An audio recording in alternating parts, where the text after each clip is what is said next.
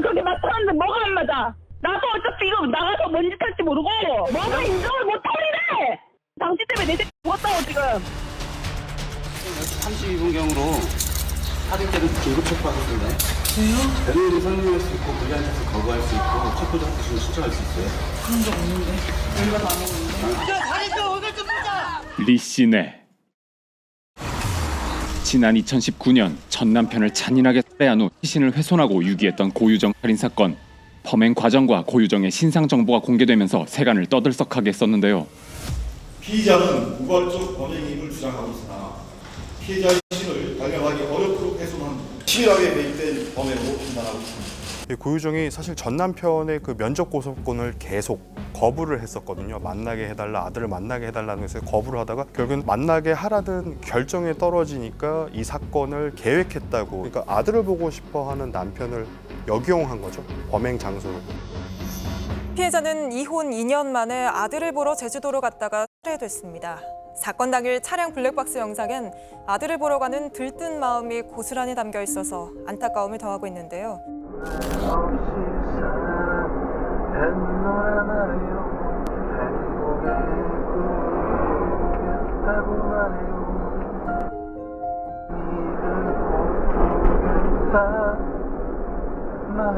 당시 나왔던 블랙박스에도 보면 이제 아들을 만나러 가면서 너무 흥에 겨워서 기뻐서 이렇게 노래를 흥얼흥얼거리면서 나오는 장면도 이게 사실 그게 그날 그 피해자분의 마지막 모습이었던 거죠, 사실상. 피해자인 전 남편의 시신은 결국 찾지 못했고 시신 없는 살인 사건으로 재판에 넘겨졌으며 2020년 고유정은 무기징역이 확정되었습니다. 그리고 3년 후 2023년 5월 이와 비슷한 살인 사건이 또다시 일어나고 마는데 최근 끔찍한 사건이 잇따라 발생하고 있습니다.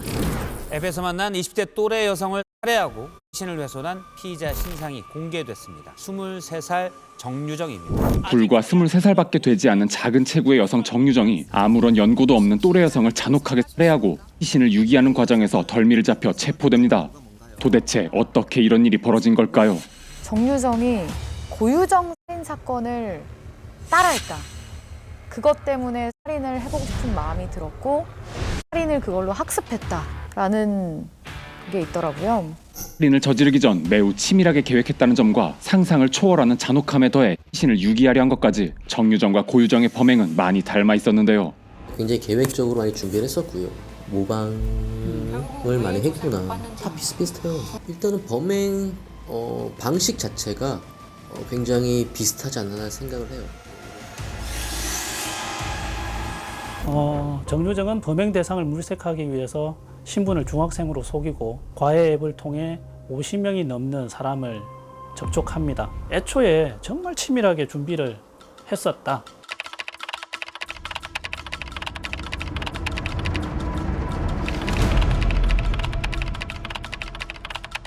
피해자와 만나기로 한 날 정유정은 교복으로 갈아입고 과도와 중식도를 가방에 챙겨서 피해자 집으로 향합니다. 피해자 집이 10층인데 정유정이 엘리베이터에서 10층을 누르고 계단으로 이동해서 피해자 집으로 들어가거든요.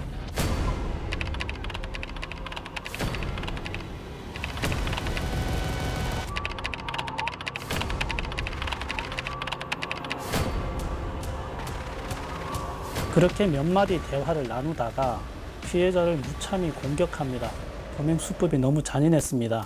부검에 참여한 전문가들 말로는 피해자가 처음 습격을 당하고 사망하기까지 걸린 시간이 10분이에요. 근데 피해자가 저항한 흔적이 거의 없다. 저항이 없는데 찔른 거예요. 반항도 못하는 사람을 자꾸 장난하는 거 아닐까? 전문가들도 혀를 내두르는 그런 정도의 잔혹함. 충격 뭐 그 단어로밖에는 설명을 못 하겠네요. 왜 그렇게 했을까? 굳이 되게 힘들고 되게 상황이 엉망이에요. 누가 CCTV에 다 찍히고 있는데 범행 시신을 자기 집으로 가져다 놓는 행동을 누가 할까요? 그 정유정이 선택한 유기 방법도 상당히 허술해 보였어요. 정유정이 한 자정에서 새벽 1시쯤 사이에 택시를 타고 이동을 하거든요. 실제 유기 장소로 저희가 지도 찍고 가봤는데 정말 음침하더라고요. 가로등도 하나도 없고 사람도 없고 그런 곳에서 어린 여자애가 이만한 체가 담긴 캐리어를 혼자 유기한다고 생각을 해보세요. 근데 그건 택시기사님한테 나 지금부터 범행할 테니까 한번 보세요 하는 거나 똑같죠. 심지어는 기사님한테 그 시신 든 캐리어를 옮겨달라고 해가지고 옮겨주시기까지 하고 트렁크를 가지고 내려가지고 풀숲으로 가니까 기사 내용대로 이상한다 아닙니까? 그러니까 이제 신고를 하신 거죠. 만약에 진짜 연쇄살인을 계속할 사이코패스 같으면 택시는 뭐하러 갖다 버리고 CCTV에 뭐하러 잡혀요? 왜 그런 쓰잘데기 없는 짓을 해? 피를 뚝뚝 흘리면서 택시는 왜 타? 그러면 결국 다 발각될 텐데. 네, 왜 수행하셨어요? 살인 동기가 어떻게 되나요? 신 왜 훼손하셨어요? 애초 말다툼하다 우발적으로 살해했다던 주장은 거짓이었습니다. 살인과 시신 유기 방법을 사전에 계획했습니다. 살해 뒤 실종으로 꾸미려고 피해자 신분증과 휴대전화를 시신과 함께 낙동강변에 버리려 했습니다. 하지만 정유정을 태운 택시기사의 신고로 덜미가 잡혔습니다. 그렇다면 정유정은 왜 무슨 이유로 이토록 끔찍한 살인을 저지른 걸까요?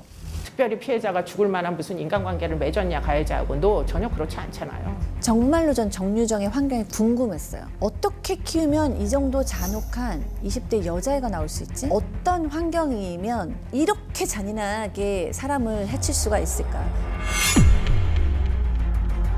취재하다 보니까 알게 된 게 처음에 체포됐을 때 그 순간에 전화를 한 사람이 아버지였다는 거예요. 체포 직후 아버지와 통화를 한 정유정의 녹취록에서 취재진은 이상한 점을 발견했는데 난 무의징역 나올 수도 있을 것 같다고, 하영이나. 왜? 옆에 형사님 2분 계시거든. 진짜요? 옮겼어. 내가 죽이진 않았고. 죽이진 않았고 실을 옮겼어. 누군데? 처음 보는 사람. 그럼 누가 죽였는데? 살해를 당한 거지. 누구한테? 모르는 사람한테. 네가 죽였어? 아니. 그럼 지 혼자 죽었어? 아니.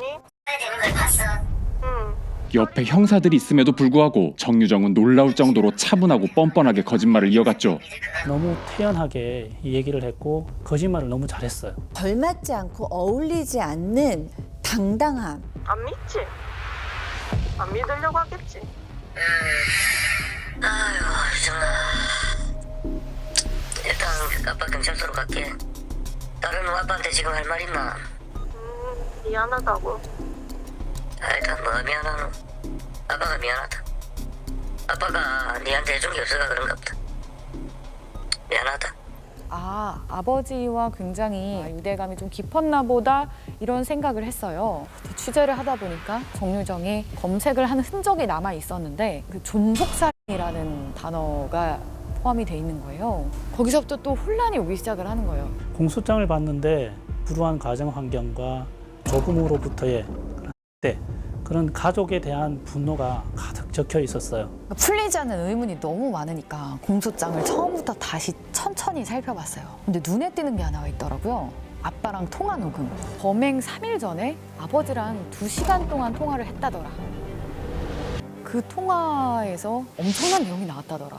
2시간 4분 동안 통화를 했다고 나와요. 아빠랑 통화를 하고 나서 범행을 결심을 했다고 진술을 하거든요. 아버지랑 굉장히 각별하고 트러블이 없는 줄 알았는데 이건 또 뭐지? 취재진은 아버지와 접촉을 해보려고 했지만 쉽지 않았고 결국 정유정의 진술을 토대로 첫 번째 보도가 나가게 되는데 범행을 이틀 앞두고는 아버지와 전화 통화를 하며 살인을 예고하는 취지의 말을 한 것으로 확인됐습니다. 내가 큰일을 저지르면 아빠가 고통받을 것이다. 큰일을 저지르고 나도 죽겠다며 어려웠던 환경에 대해 아버지에게 사과를 요구했지만 받아들여지지 않았습니다. 그리고 며칠 뒤에 제보가 하나 온 거예요. 보도 이후 뜻밖의 연락을 받게 됩니다. 이거 정유정 아버지가 제보 왔는데요? 제목이 정확한 내용 보도 바랍니다. 정유정 아빠 이렇게 써 있더라고요. 공소장에 써 있었던 가정 불화로 아빠에게 사과를 요구했다. 뭐 이런 내용이 자기는 틀렸다. 살인을 예고한 적도 없다. 가정 불화와 살인 예고가 사실이 아니라고 주장하는 정유정의 아버지. 취재진은 드디어 아버지와 통화를 할 수 있게 됐는데요. 기자님 혹시 저에 대한 이야기 들으신 적 있습니까? 제가 왜 애하고 떨어져 있었는지. 정유정이 2살이었을 때 부모님이 이혼을 해서 가족관계를 들으면 좀 이해하기 어려우실 수도 있어요. 정유정이 한 5~6살쯤에 아버지가 교도소를 갔어요. 그러니까 아버지가 죄를 짓고 교도소에 가는 바람에 키울 환경이 잘 안 됐거든요. 이제 그때부터 할아버지 손에서 조금 어렵게 키워지고 그리고 할머니와는 재혼 관계셨고요. 정유정은 아버지가 교도소에 있던 10년 동안 어린 시절 내내 조부모에게 학대를 당했다고 주장했죠. 이정이하고 통화 내용 드릴게요. 드리는데 무슨 문제입니까? 들어보시고 어느 누군가 좀 공정한 입장에서 한 번쯤은 뭐 판단을 해주셨으면 하는 바람도 솔직히 있습니다. 살인자가 살인을 저지르기 불과 거의 직전에 자기의 심경을 막 얘기하는 거잖아요. 굉장히 들어보고 싶었죠. 범행 3일 전 정유정이 아버지와 2시간가량 통화한 녹취록을 입수하게 된 취재진. 전혀 다른 인격체잖아. 안 겪어봤잖아. 그래. 내가 당한 거 안 겪어봤잖아. 그 당해보지 않으면 모른다니까. 만약에 나였다면 아빠가 니였으면 내가 집을 나갔으면 나갔지 그 사람한테 내가 손은 안 댔다. 아빠는 할매가 불쌍하다고 생각을 하는 것 같은데 아니야. 나는 전혀 불쌍하지가 않아. 불쌍하든 불쌍하지 않든 내가 제일 많이 당했기 때문에. 분풀이를 당한다는 게 분풀이라는 게 혹시 무슨 뜻인지 아나? 자기 뜻대로 안 돼. 스트레스를 받아. 근데 그 스트레스를 풀 대상이 나였던 거야. 내가 40살 넘은 사람한테 손대는 거는 태륜이잖아. 반대로 생각해서 자기보다 40살 어린 저항 능력도 없는 그 조그만 애를 개 패듯이 팬 거는 나는 그때 저항 능력이 없었잖아. 힘이 없다고. 조그맣고 힘이 없다고. 몸무게도 작게 나오고 저항할 수 있는 능력이 아예 없어. 정리적으로 독립할 수 있는 능력도 없고. 처음 재생을 하고부터 정유정 목소리가 상당히 격앙돼 있었어요. 그 첫 번째 대상이 할아버지랑 할머니였죠. 조그맣고 힘이 없다고.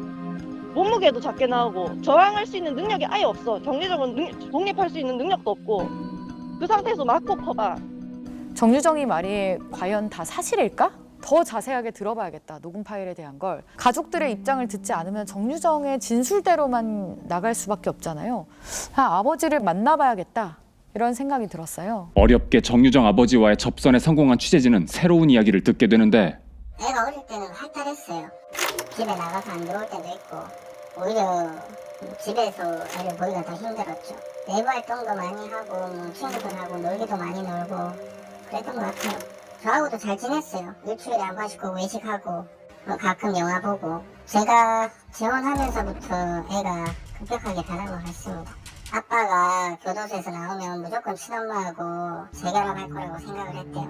피가 안 섞인 누군가랑 아빠가 결혼한다는 거를 생각해 본 적 없다고 하대요. 저 아줌마랑 아빠랑 결혼하면 이제 영원히 엄마를 다시는 만날 수는 없잖아. 엄마하고 이제 완전히 같이 살 수 없다. 뭐 그런 생각을 한 것 같아요. 내가 있는 것도 숨기고 결혼했잖아. 그래서 아줌마 가족들이랑 친척들이랑 전부 다 내 있는 거 다 숨기고 다 가족들이 똘똘 뭉쳐가지고 다 숨기고 그러면 배신감이 얼마나 들겠는데.